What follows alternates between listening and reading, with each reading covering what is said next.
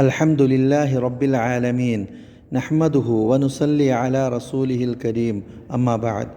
ബഹുമാനികളെ, ഇസ്ലാമിൻ്റെ ആകെ മൊത്തത്തിലുള്ള ആരാധനാ കർമ്മങ്ങൾ പരിശോധിച്ച് നോക്കിയാൽ നമുക്ക് 3 തരം ആരാധനാ കർമ്മങ്ങൾ കാണാൻ സാധിക്കും. അഥവാ ഒന്നുകിൽ ശരീരം കൊണ്ട് മാത്രം ചെയ്യപ്പെടുന്ന ആരാധനാ കർമ്മങ്ങൾ, നമസ്കാരം പോലെ, നോമ്പ് പോലെ, അല്ലെങ്കിൽ സമ്പത്ത് കൊണ്ട് മാത്രം ചെയ്യപ്പെടുന്ന ആരാധനാ കർമ്മങ്ങൾ, സക്കാത്ത്, സ്വതക്കകൾ പോലെ. ഇപ്രകാരം ശരീരവും സമ്പത്തും ഉൾക്കൊള്ളിച്ച് ചെയ്യപ്പെടുന്ന മറ്റൊരു ആരാധനാ കർമ്മമാണ് ഹജ്ജ് കർമ്മം എന്നുള്ളത്. ഹജ്ജ് കർമ്മം ഏറെ പുണ്യമുള്ള ആരാധനാ കർമ്മമാണ്. കാരണം ശരീരവും സമ്പത്തും ഒരുപോലെ അതിൽ ഉപയോഗിക്കപ്പെടുന്നു എന്നതാണ് അതിൻ്റെ ഒരു കാര്യം. ഇതേ മഹത്വം കൊണ്ട് തന്നെയാണ് മഹാനായ പ്രവാചകൻ സല്ലല്ലാഹു അലൈഹി വസല്ലമ ഹജ്ജിനെ സംബന്ധിച്ച് പ്രകാരം സൂചിപ്പിച്ചത്, അൽ ഹജ്ജുൽ മബ്റൂറു ലൈസ ലഹു ജസാഉൻ ഇല്ലൽ ജന്ന.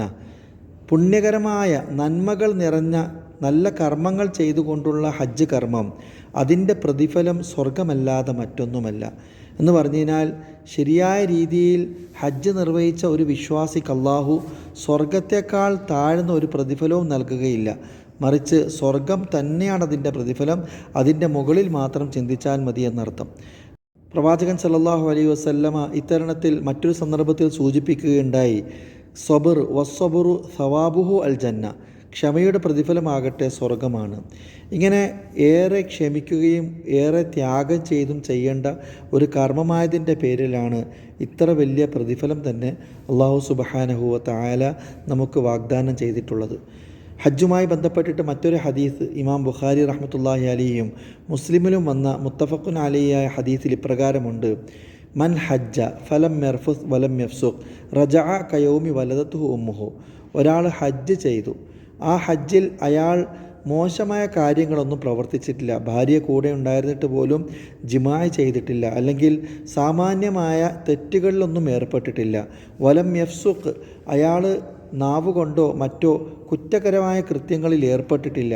അങ്ങനെ പാപകരമായ കാര്യങ്ങളിലൊന്നും ഏർപ്പെടാതെ ഹജ്ജ് ചെയ്തിട്ട് അയാൾ റജഅ മടങ്ങി വരികയാണെങ്കിൽ കയൗമി വലദത്തുഹു ഉമ്മുഹു, തൻ്റെ മാതാവ് പ്രസവിച്ച ദിവസം എത്രത്തോളം പാപങ്ങളിൽ നിന്നും പരിശുദ്ധനാണോ ആ രീതിയിൽ പാപങ്ങളൊന്നും ഇല്ലാത്തവനായിട്ടായിരിക്കും അവൻ ഹജ്ജിന് ശേഷം മടങ്ങി വരിക. എത്രയേറെ പുണ്യമുള്ള കാര്യമാണ്. അല്ലാഹു സുബ്ഹാനഹു വ തആല നമ്മൾ ചെയ്ത പാപങ്ങൾ, ചെറുപാപങ്ങൾ പ്രത്യേകിച്ച് ഹജ്ജ് മുഖേന പുറത്തു തരുന്നതാണ്. അതുകൊണ്ട് ഹജ്ജ് കർമ്മം എത്രയും പെട്ടെന്ന് ചെയ്യുവാൻ വേണ്ടി നാം ഓരോരുത്തരും ശ്രമിക്കുക. ഹജ്ജിൻ്റെ ഒട്ടേറെ മഹത്വങ്ങളും പ്രതിഫലങ്ങളും അല്ലാഹു സുബ്ഹാനഹു വ തആല നമുക്ക് വാഗ്ദാനം ചെയ്തിട്ടുണ്ട്. ജീവിതത്തിൽ എപ്പോഴെങ്കിലും ശാരീരികമായിട്ടോ സാമ്പത്തികമായിട്ടോ യാത്രപരമായിട്ടോ ഹജ്ജിന് പോകുവാൻ സാധിക്കുന്ന ഒരാളെ സംബന്ധിച്ചിടത്തോളം തീർച്ചയായിട്ടും അയാൾ ഹജ്ജ് ചെയ്യൽ നിർബന്ധമാണ്. അയാളുടെ പേരിൽ ആ ബാധ്യത നിലനിൽക്കുന്നുണ്ട്.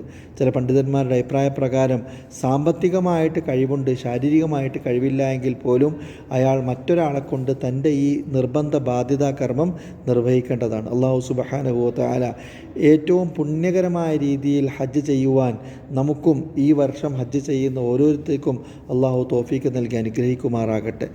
ഇതുവരെ ഹജ്ജ് ചെയ്യാത്ത ആളുകൾക്ക് അല്ലാഹു സുബ്ഹാനഹു വ തആല എത്രയും പെട്ടെന്ന് ആ കർമ്മം ചെയ്യുവാനുള്ള തൗഫീഖ് നൽകി അനുഗ്രഹിക്കുമാറാകട്ടെ. വ ആഖിറു ദഅവാന അനിൽ ഹംദുലില്ലാഹി റബ്ബിൽ ആലമീൻ.